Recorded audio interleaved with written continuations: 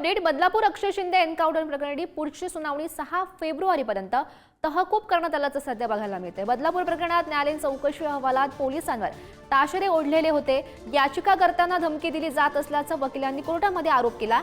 अक्षय शिंदे याचे वकील अमित कटारनवरे यांनी कोर्टात हा आरोप केला। पोलीस दखल घेत नसल्याचं वकिलांनी आरोप केलेला आहे। कोर्टाने गुन्हा दाखल करण्यास सांगितलेलं पोलीस अधिकारी निलेश मोरे यांनी सुद्धा यावर हस्तक्षेप अर्ज दाखल केला। याचिकाकर्ते अण्णा शिंदे आणि राज्य सरकार विरोधात हा अर्ज दाखल करण्यात आला।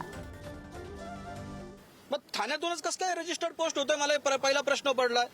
आणि त्याच्यामध्ये काय मागितलंय की आम्हाला वकील बदलायचा आहे, इंग्लिश मध्ये लिहिलंय, या दोघांना इंग्लिश वाचता येत नाही, वकील बदलायचा आहे आणि त्याच्यामुळे आम्हाला तुम्ही या प्रकरणातून एनओसी द्या।